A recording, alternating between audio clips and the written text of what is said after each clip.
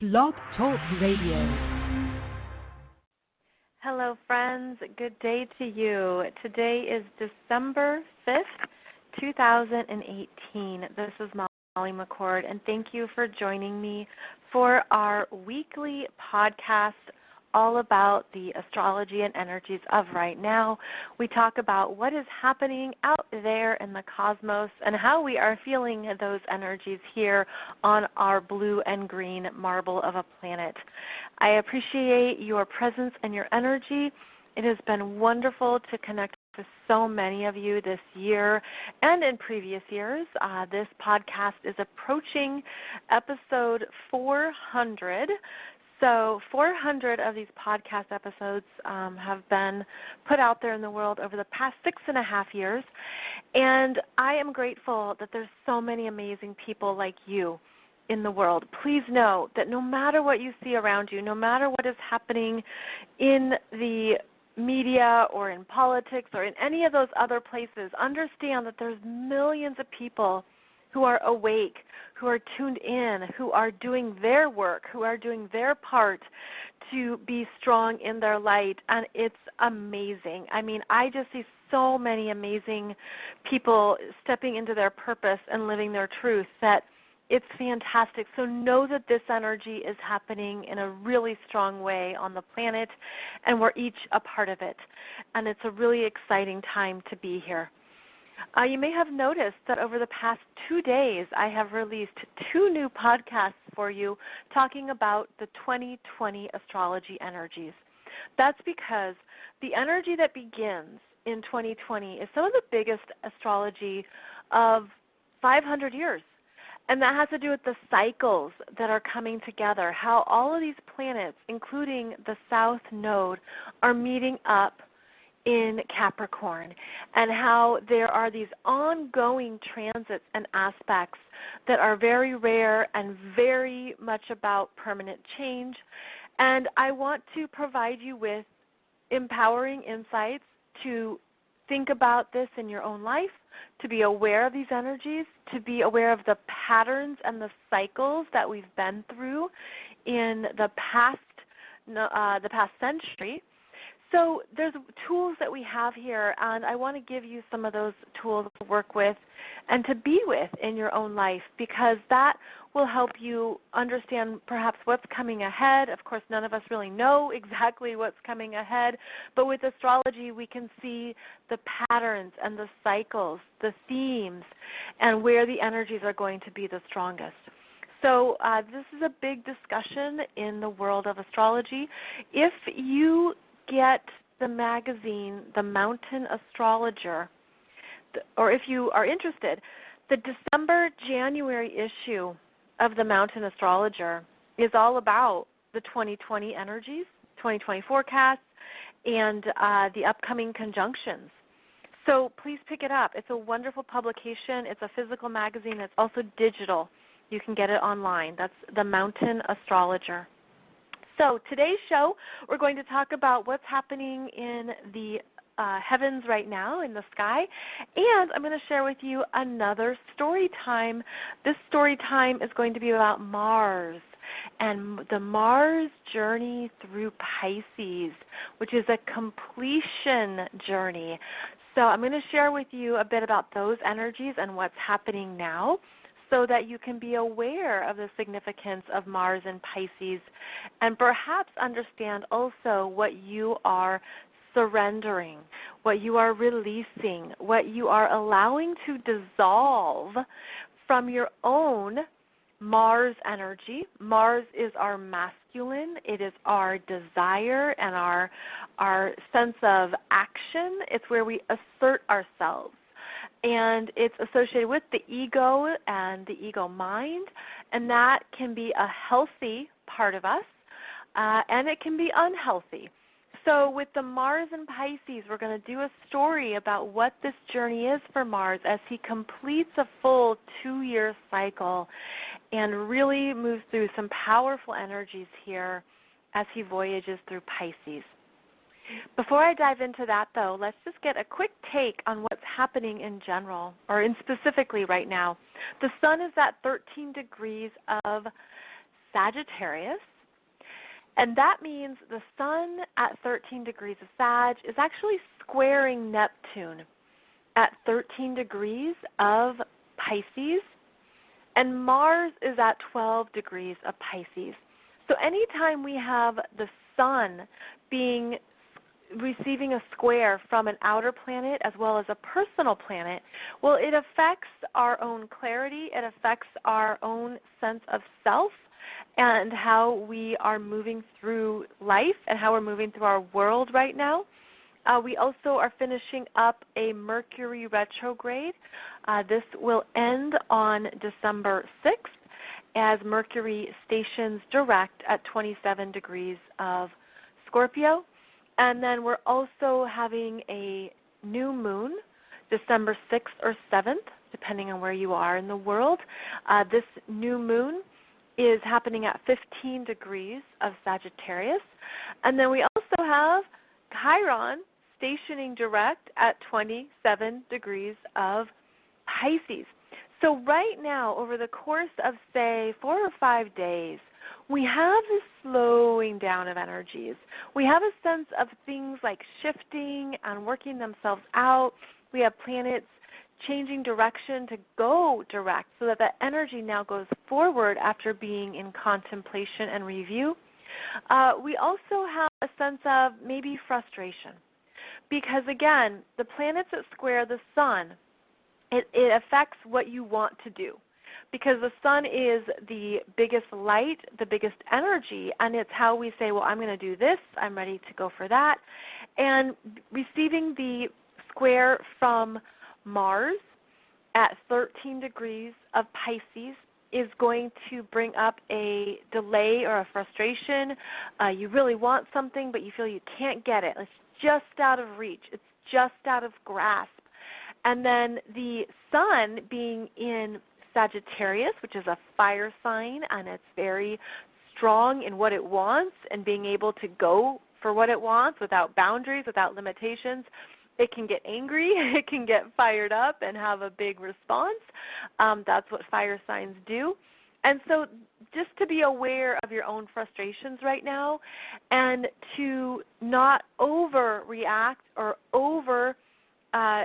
go into anything that puts you into excessive energies, because this is a time of not overly identifying with all the changes that are happening. And these changes are happening on a few different levels of our being.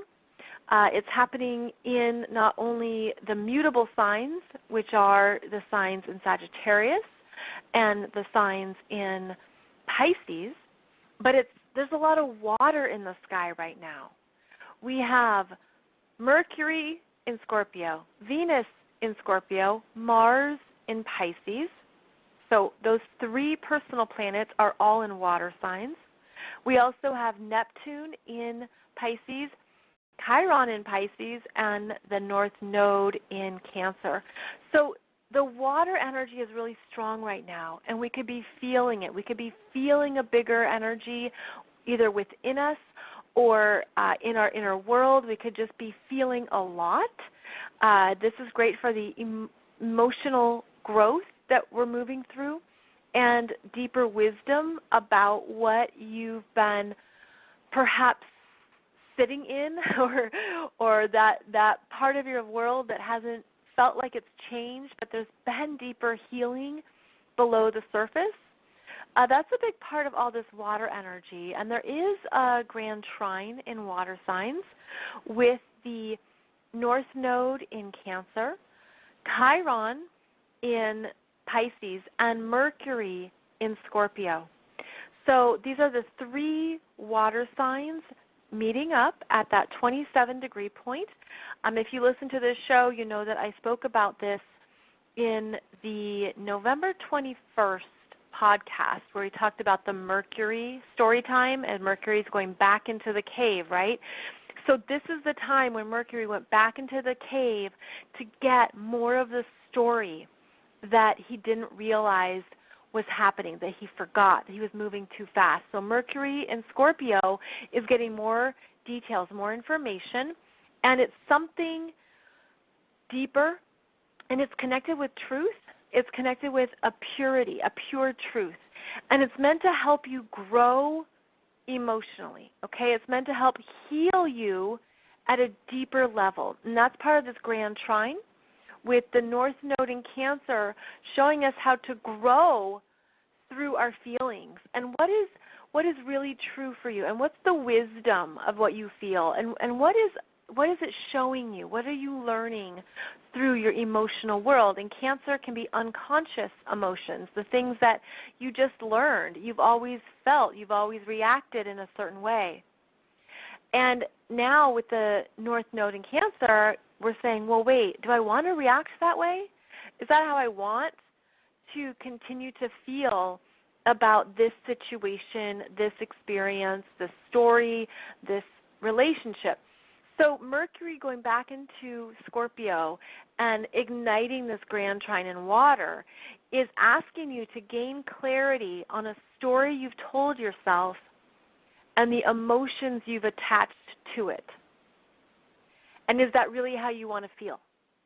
And so there's a real private energy right now too. Like there's a privacy about this where it's just something maybe you know that you're not talking about or you're not sharing, but you feel it and you understand it.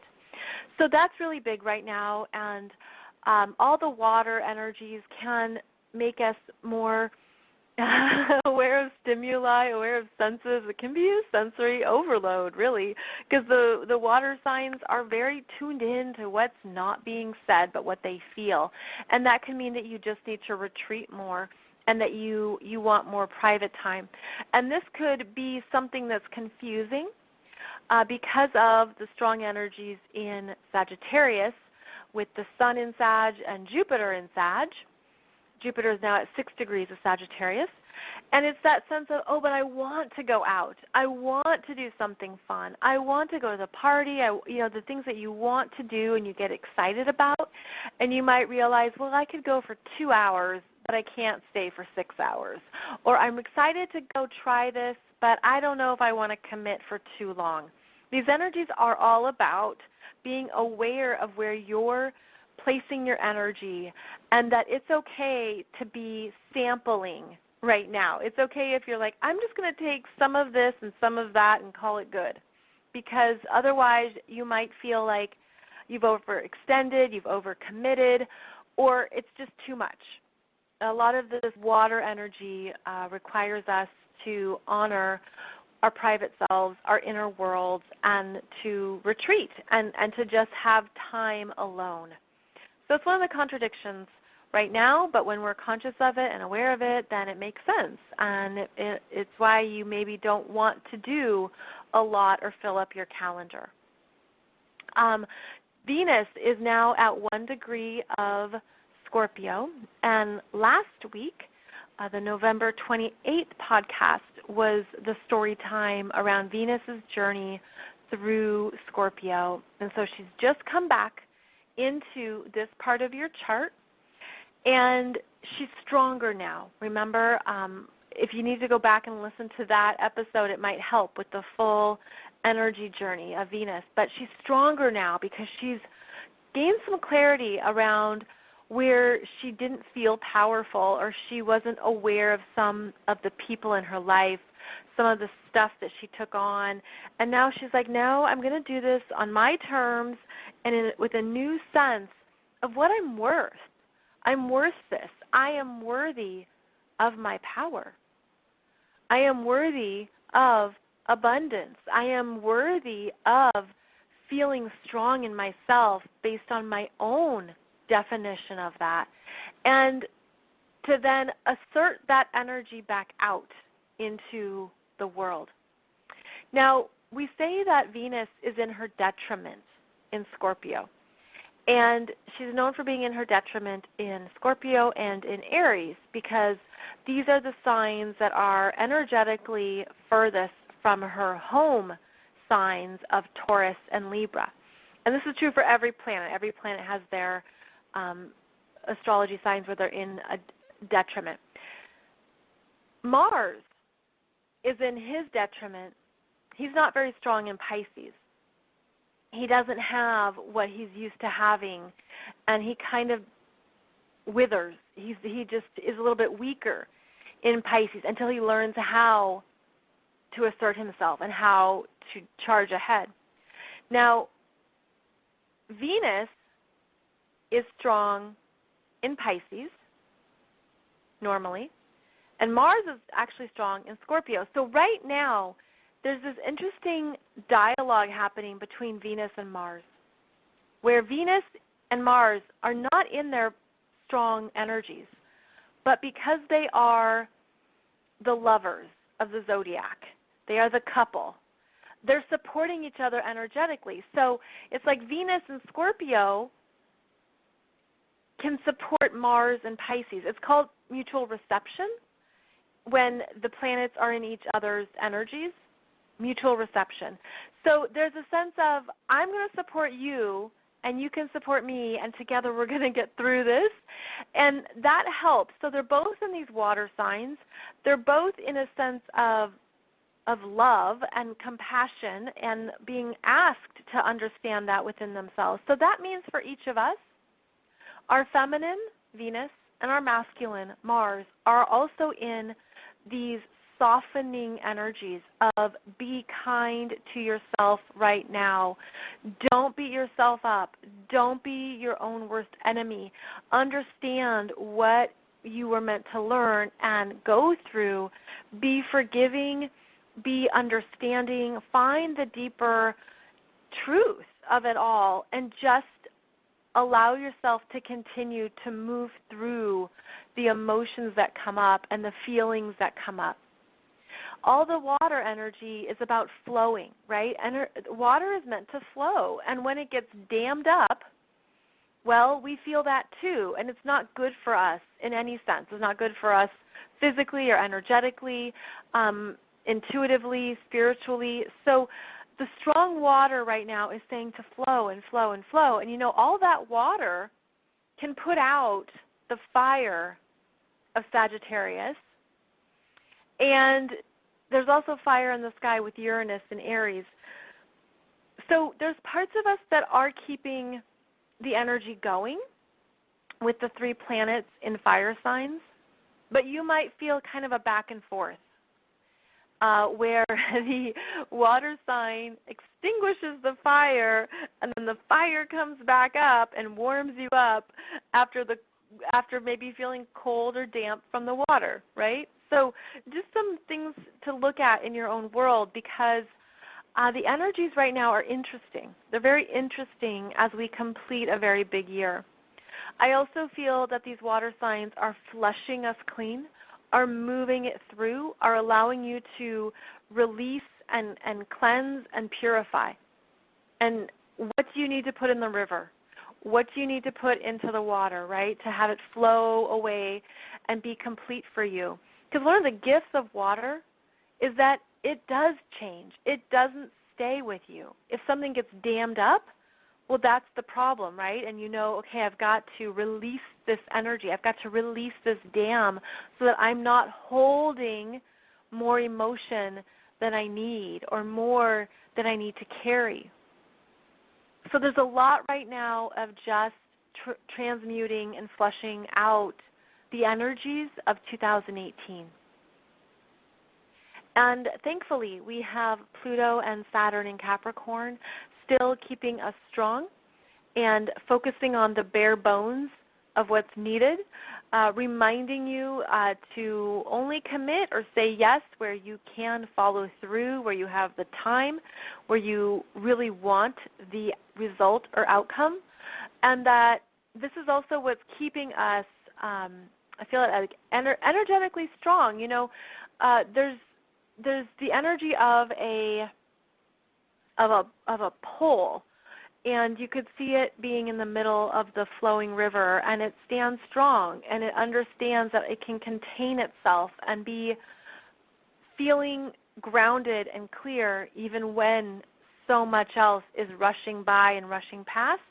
So there's a part of us, and now I'm seeing it as a golden rod, as a golden energy coming up that is meant to be strengthening through the spine and meant to be, it's like I see it go, okay, so I'm seeing it at the core of the earth, going up through the feet and the spine, and then goes right up to the sun, is what I'm seeing. It goes right to the sun, and that's why it's golden. So there's something about a lightning rod, a lightning pole that's strengthening right now and keeping you clear in parts of your purpose, in parts of your mastery, in parts of what truly matters for the long term. So I'll just offer that and leave that there. It's some kind of strengthening rod of energy that's coming up to be both grounding and lightning, a reminder of your connection to source, to lightning, and it's like light. I don't know how else to say it, so I'm just going to repeat the word. So that's pretty powerful too, and I feel that it's part of this clearing. It's almost like anything that is of the light will wash away. Anything that isn't of your purest essence will wash away. And I'm seeing now how, so this lightning rod, it's like one of those lava lamps. I'm seeing it as like this lava lamp of bubbles and effervescence, and it's just the sparkle of different versions of your soul's energies, and it's a bit like, here's a part of it is unconditional love, and here's the compassion, and here's the forgiveness, and here's the understanding, and here's this higher perspective. So, okay, it's a lava lamp of energy that is meant to just be in movement and bubble and have its own purity to it, and it has a life to it as well. And that, okay, so that would make sense too, like the lava lamp when you think about the fire in the sky as well. So that represents the fire of right now. So perhaps a fun image to play with or to visualize as part of everything that's changing right now, because everything is really in motion and there's a lot that's shifting and it needs to shift. I remember last week, the last day of November, one of my guides was like, I think something big is happening, and I could just feel it. And I don't always know how to put it into words. It's just a feeling of something's changing, something's shifting, like it feels pretty big. And then there was the announcement of the person who died, and I was like, oh, thank God. You know, the person, one of the people of the 3D who hold all this density and horrible things to humanity and, like, has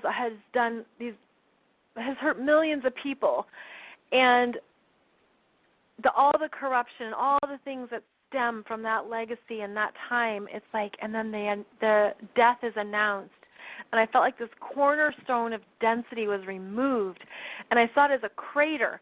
And, you know, you look at the earth, and it's like, oh, it's beautifully manicured. There's a nice lawn. Oh, there's the appearance of something, right? And then this crater came out of the earth, and it was filled with all this vile, evil, dark, horrible stuff, and it was cleared from the planet. And I just kept visualizing light, like please, you know, just to fill in that energy that's now gone with light and with healing and with a newer vibration that represents what humanity needs. And so I feel like things have shifted in a big way, and that even the dark reveals the light, and even people who play a certain role support us in our choices in what we want to choose for humanity and what we want to choose for this world. And so these people who have had very dark energies and very dense energies, when they leave, then we get to make new choices about what comes in. And I hope that there's even, I kind of see a domino effect of like more people of that vibration leaving and dying because their energy doesn't fit for all the light that's on the planet. And so the more you can just keep visualizing the light coming into this planet, and it can be from the sun, it can be from the soul or the oversoul, your higher self, whatever that is for you that works. It supports what the earth is moving through.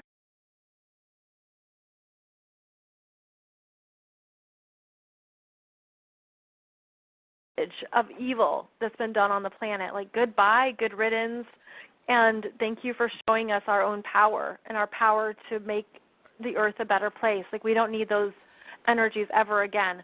So that's part of what I was feeling, and now I feel like so much of this change that we're moving through is showing us that humanity has, it's like this higher elevation platform is here, and there's more people on that energy plane than ever before, and that's what's creating this ongoing shift that's like squeezing out these denser energies and allowing more to come through. So that's part of the end of this year, and that's also very intentional for next year, is to keep bringing in the right energies and to really understand that we have that power. That power and that knowingness has been shut down to humanity. There's been many people who've known about the power of energy, who've known about the powers of our souls, and they've distracted us. You know, there's so many distractions with the media and all these other things that when you're awake, you get what's going on. You get the game, and so you don't play into the game, and you understand that your energy and how you direct it is your power source.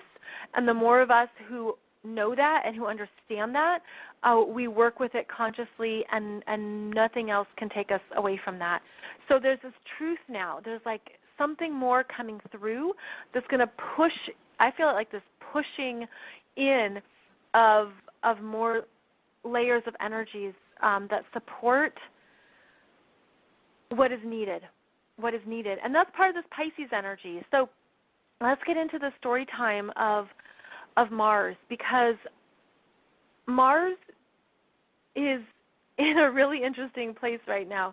Mars takes 2 years to move through the full 12 astrology signs, the full cycle, and every time he's in an astrology sign, he changes armor. He changes what he does to assert himself. And I think of how Mars in Aries is a gladiator, and then he changes his outfit as he goes, and sometimes he's a medieval knight, or sometimes he's in something a little softer when he's in Cancer, and he goes into the medieval energy, and then I'm seeing like the Shining Knight, and then the Commander. So he changes outfits to be strong, into how he can feel strong. And when he gets to Pisces, well, he's been on a lot of different, he's been wearing a lot of different armor, a lot of different outfits, and now he takes it all off. And he just goes into his yoga pants and his white T-shirt, white V-neck T-shirt, and he is not allowed to have any armor. And he's not allowed to be in a place that is his normal self-assertion. Because Mars is strongest when he's physical, when he's doing, when he's in action, when he can take action, when he can go for what he wants, when he's strong in his sense of self, when he's strong in his ability to trust his energy and to say, this is what I want, I'm going to go for it. And so by the time he gets to Pisces, he has to abandon all that, and he has to just leave all that by the wayside. So when Mars gets to Pisces, he entered Pisces November 16th. He basically wears this yoga pants, T-shirt, and then he has to get into a boat with no oars and no paddles. And he gets in this boat, and he pushes off from shore, and now he's in the energy of Pisces, which is actually you don't have any control. You don't have that command. You can't assert yourself the way that you want to. So for each of us, there is this ego surrender going on. And in Pisces, Pisces is a duality planet, just like Gemini. Now in Gemini, we do something twice, once with our left hand, once with our right hand. We think it through twice. We learn it and then we talk about it. We understand something and maybe we go through it too fast, and then the second time we do it better. Well, in Pisces, a sign of duality, you also go through it twice, but the energy is first, it's that human impulse, that human ego, that human sense of, I want to do this, I have to do this. And that usually proves futile because Mars in Pisces has to surrender the humanness, has to surrender the ego, has to surrender the human desires. And so the first time Mars tries something in Pisces, it can fail. And that can feel discouraging, defeating. You can be like, I'm just going to give up. Nothing's ever going to work. The Pisces energy can feel separate from everything. It can feel alone, abandoned. It can go into self-pity or blame, like this didn't work. Who's to blame? And let me start pointing my fingers at everybody else. And so those are the lower expressions of Mars in Pisces when Mars attempts something the first time. And because it's a sign of duality, it actually has to do something a second time, but do it a different way. Pisces is the energy of doing something now with a greater intention, a greater spiritual understanding, of understanding that maybe I don't have to do it all alone because I'm supported by Source, because I don't know the details, I don't know the outcome, and that is where I'm powerful. I'm not powerful in my ego. I'm not powerful in my mind.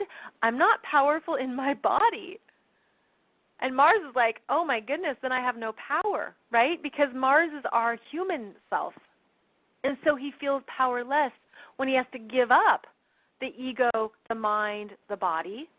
But that's when he then opens up to that greater source of energy, which is the feeling of being eternally supported, of being spiritually supported, of if I get quiet and I just lay back here in my rowboat and I just lay flat on my back and I stare up at the stars and I just allow myself to float, and I'm not trying to steer the boat or command it, and I just listen, that's when the information comes through, because then it's quiet enough to tap into the intuitive messages from Source about what to do and how to do it in a way that actually saves you from having to run it through your human functions, so to speak. So it's a listening energy. It's a receptive energy, and Mars isn't good with that. That's not how he wants to be. So this Mars is in the boat, coasting and coasting. And as he lays back and just stares at the sky, stares at the stars, watches the clouds and the birds, he starts to basically throw overboard his ego and what's been burdening him of the past 2 years. And he says, okay, this is what I learned. This is how I understood my energy. This is what I learned about my body. This is how I learned about my desires. It's a contemplative, reflective energy that is saying, what did this teach me, or what did I understand about this? And he starts to throw some experiences into the ocean, into Pisces, and he throws it overboard, and he feels himself lightening up. He feels his energy freeing up, and he comes back to many things, whether those are in his mind, regrets, areas where he was disappointed, and he starts to just keep releasing it and releasing it and releasing it. And as he's sailing, coasting, floating on the ocean, he's coming up to Neptune at 13 degrees of Pisces. And if you listened to last week's episode where I gave you the story time about Venus, then you know that in the story time, Neptune in Pisces is the mermaid. And so Mars is really feeling the first 9 to 10 degrees of Pisces. He tends to feel defeated and weaker because he doesn't know how to work with this energy. He just feels like, I can do nothing. Everything's futile. Everything is a waste. Like he can go into that part of himself. And then he meets up at 13 degrees with Neptune in Pisces, who he hears that siren call of the mermaid, and he sits up and he looks over and he sees the mermaid tail, and she dives around and she's swimming, and she's very much about what you can't see and what you have to trust. And so Mars sees this mermaid swimming and playing and having so much fun in the water. Now, to him, the water looks overwhelming. It's too much to wrangle. He can't possibly, he doesn't want to swim, in other words. Mars does not want to swim unless he's in Scorpio, where he's strong. But then he's in a submarine when he's in Scorpio, and he's in a submarine and he has torpedoes and he's good to go. But when he's on top of the ocean in Pisces, he is just, I don't know what's going on, and I don't know who I am. So he sees the Neptune and Pisces mermaid, and he just feels the spirit of release and play and confusion. Like, how can you enjoy this big ocean? How can you enjoy all this? And he watches her enough times that he understands that he could shift his perspective. He could see it differently. He could be open to a different way of viewing this time on the ocean. And what happens is Mars and Neptune only meet up once every 2 years, and they start a new 2-year cycle, a new 2-year story. And so Mars is invited to toss away his own smallness to Neptune and Pisces, to toss away where his ego has worked against him, where his ego has been too defined and too tight. And this mermaid is saying, just be free. Just be free of this self-definition. Just be free of your own constraints. Just be free. Don't hold yourself down to one thing. You can be everything, just like the ocean. You can be everything. So at first Mars is hesitant, and he thinks it's ridiculous. And, of course, he's just looking for the next shore. He's just looking for land. But he's so mesmerized by this energy that he does that, and he says, okay, I'm just going to surrender these parts of myself from the last 2-year cycle and hand over who I thought I was so that I can open up to more that will support me as I go forward, but I don't know who that is right now. So Mars and Neptune make this connection, and also Neptune receives an energy from Mars, right? It always works together. And so Mars provides this energy of what do you want next? What's your next dream? What do you want to chase? What do you want to go for? So Mars starts shouting at that mermaid and asking her these questions and saying, there's things you can create. Don't just float around in the ocean. What do you want? Go for what you want. So Mars gives his energy to Neptune and Pisces too. So then they sail on and go their different ways. Now, because it's Mercury retrograde, of course I forgot one of the parts of the story. Back before Mars left that first beacon, he did see land. He saw Saturn at 8 degrees of Capricorn. And at 8 degrees of Capricorn, Mars and Saturn made a sextile, which is strengthening for both of them, which is about taking what you want and your dreams and making it real. So chances were then that at 8 degrees of Capricorn, Mars saw some kind of shore and had an idea of where he was going, of what was happening, of what he needed to keep his eye on, because that Saturn in Capricorn is the long-term game. It's what you shoot for, what you build, what you strive for. So he saw that off in the distance, the mountains of Saturn and Capricorn, and he's like, I know I'm not alone here, but that's where I have to go. I have to go to this place of steady ground. I'm not there yet, but I know that there's something that I'm going to be creating. So he saw the Saturn in Capricorn mountaintops. Then he kept floating. He met up with the Neptune in Pisces mermaid. And then he sailed on, floated with a new sense of trust, a new sense of just being in the moment, being in the present, because now that Mars is in the second decan of Pisces, he knows how to meditate. And he's like, I'm not going to let my mind overpower me, overshadow what I've done. I'm going to allow my mind to work for me. So a second decan, he's able to say, okay, I can harness this. I can be aware of where my mind goes, where my ego goes, and I can let it all go because I understand that everything is temporary. Everything changes. So Mars really steps into the higher energies as he voyages through Pisces. And he's not stuck in the smallness of his human energy, but he emerges into the fullness of his spiritual self.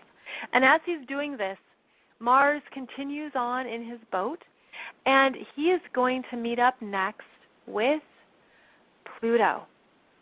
Now, Pluto will be in Capricorn at 20 degrees, and that's where they're going to meet up. And this happens on December 18th. And it's a quick passing, and it's a bit like similar to Saturn in Capricorn. He sees a bigger mountaintop. He sees a bigger source of land because Capricorn's an earth sign, but it's something that looks achievable, that he wants it.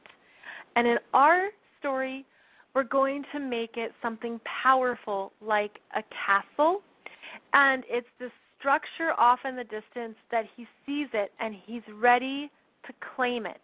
He's ready to claim his sense of power, and it's like this vision of a castle off in the distance. It's like on top of a mountain, and you can just see it being etched out in the sunlight, in the shadows of, like the sun is highlighting it. And it's like, that's what I'm about. I'm about what I can build, what I can contribute, what I can offer. And Mars gets a new sense of himself when he connects with Pluto. And Pluto in Capricorn is not only about what you're creating and what you want to build next, your own mastery, but it's also about recognition. And so Mars sextiling Pluto is a sense of, this is what I have done well. This is what I have accomplished, I have achieved, I've learned this, I've been through that. I really own who I am and my mastery through my real world experiences. So Mars knows that he's not just a formless blob, but he has done things that matter. He's contributed, and he sees this outline of the castle, and he understands how his achievements travel with him, and that what he has been through and what he's learned, how he's grown, how he's become better, is something that he owns, and he claims it. So this is strengthening. Mars in Pisces sextiling Pluto in Capricorn is strengthening for where he's been, what he's done, and a reminder of what's possible next.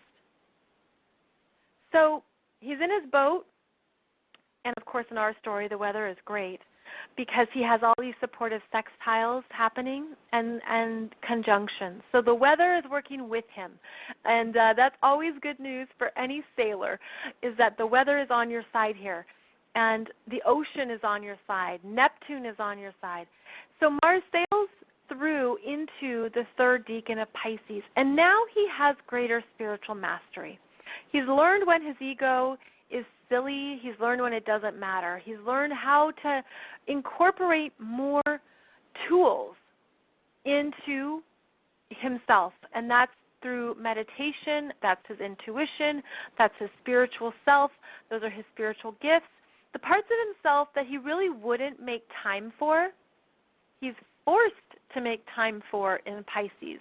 He's really having to let go of so much that he could find he has just time on his hands to just listen more or to nap and sleep. But the dreams become real. So in the third decan of Pisces, he gets new visions of what the bigger purpose was of the past 2 years. So Mars enters the third decan, that's 20 degrees of Pisces, after meeting or seeing that Pluto castle. And he has an understanding of that's what I was understanding, that's what I was learning, that's what I was healing. And he continues on through the third and final energy of Pisces, and he starts to own his mastery. And he starts to know how to incorporate these other energies into his physical self and his human life. And so he is working on his meditation and listening and trusting his feelings, and that's how he starts to get these visions of what's next and what's possible, because he's cleared out the past 2 years. He's understood where he was grand and successful, and now he has some choices to make about what goes forward. So he's tossed a lot overboard, he's let go of many things, and then he comes to Chiron. Now Chiron and Mars are going to make a conjunction, and this will be at 28 degrees of Pisces on December 30th. This conjunction also happens only once every 2 years, because that's Mars' cycle. And Mars is now completing his time in Pisces, right? He's at 28 degrees. Like, he's so close to land. He's so close to jumping out of this boat and running off with his new desires, his new adventure, because he's going to enter Aries, right? He's going to enter Aries and be, let's go. And that's going to happen. He'll actually enter Aries, depending on your location, January 1st, 2019. It could be December 31st, depending on your time zone.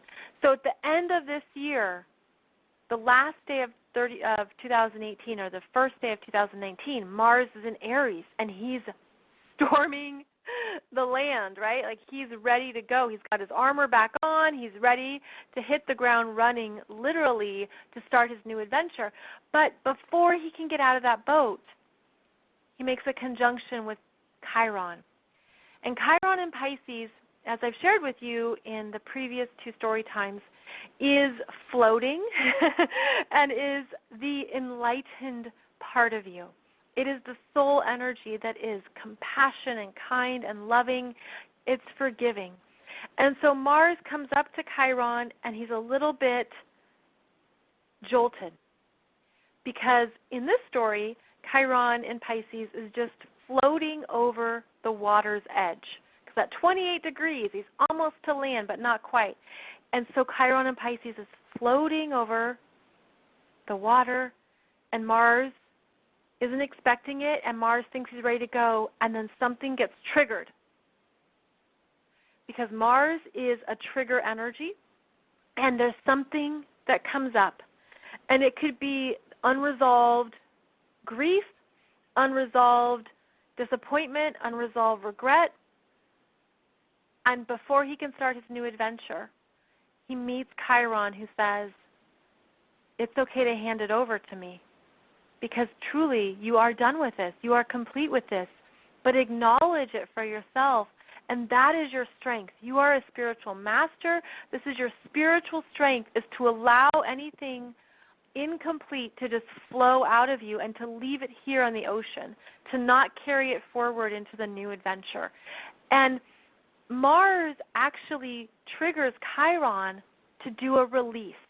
And so it can be a big emotional release, a spiritual release, energetic release.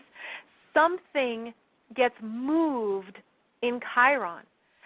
So Chiron benefits and Mars benefits from this conjunction, but first they're both triggered by something that's unexpected. And, Mars, again, it's the human ego, right? It's the humanness of our experience.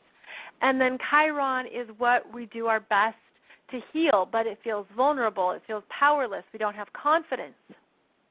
So Mars says, here, have some of my confidence to Chiron.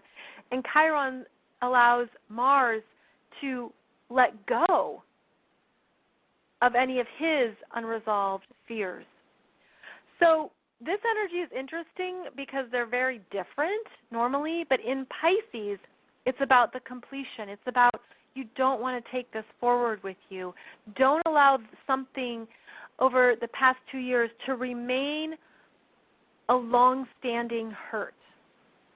Don't allow it to remain this unresolved wound, because your energy is going to be needed elsewhere, right? Mars goes into Aries. He jumps out of that boat. He storms the beach to take off. He's ready to start the new adventure and the next vision. And then we're going to have Chiron go back into Aries in 2019 as well, and that will be in February. So there's that's actually February 19th, February 20th. So that's part of this completion energy, that there's things that we're not going to carry forward. And it's being brought to your awareness so that you're like, I'm not going to hold this in me. I understand it formed part of my self-identity, but I'm not going to allow it to continue to hurt me or to continue to feel that way as I go forward. Okay, so it's a clearing, a cleansing, and this is what Mars ignites in Chiron. So it could come up as being uncomfortable at first because it's your human ego coming up against a deeper emotional lesson or experience. But you're meant to clear it out because both planets move into Aries, and that's where you're ready for this next spiral of your own energy. So this is what Mars is allowing us to do. We're just surrendering parts of our self-identity, our ego, even things that have served a purpose, and maybe they just aren't you anymore. They don't resonate. They don't fit. Honor that. Honor the letting go. We have Mars, Neptune, Chiron, and Pisces. The letting go is necessary right now. And if you don't fight it, and if you just float in the uncertainty, you'll gain more energy. Because, again, this is part of the Pisces journey where you surrender the human will and you allow the spiritual will to sustain you and to give you even more than your human self ever could. That's one of the gifts of Mars and Pisces, is how Spirit, Source, God, the universe provides more than you ever could, more than you could plan, more than you could map out, more than you could create.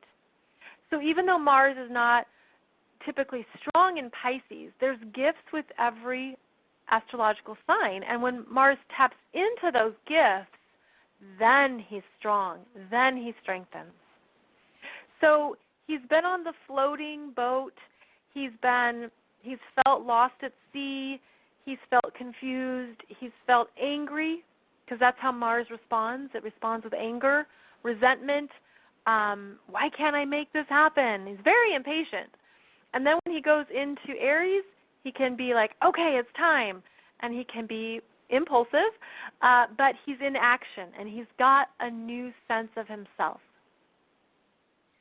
It's been a big year for Mars with the Mars retrograde and the eclipses, and it's going to continue to be a big time because we're forming new parts of ourselves, and we have to allow the old parts to fall away. And we have to throw them into the ocean, throw them overboard, and allow then these new energies to come in and be integrated into us. And that's part of our human spiritual journey, is to allow these cycles to continually cleanse us and purify us so that we can experience new energies as we go forward, knowing that Okay, again, when you're connected with that lava lamp of beautiful, strong energy, you're golden. You're always golden because you have that within you. So, my friends, I hope that this story helped understand what we are experiencing with Mars and Pisces. And if you want to go back and listen, that Mercury story time was November 21st, and the Venus story time was November 28th, and that could help paint the picture of what those planets are going through as we move through December. So thank you for joining me. As always, I am grateful for your comments, likes, subscribes, and all of you who listen across multiple platforms. Thank you for joining me. I will be back here on Monday for another new topic and show. And until then, I wish you a beautiful week ahead. Oh, and don't forget this new moon. I didn't talk about it in this episode because I have a separate video for you on YouTube that describes the new moon on December 6th and 7th. So be sure and check that out for more of those energies. I'll see you on Monday. Take good care.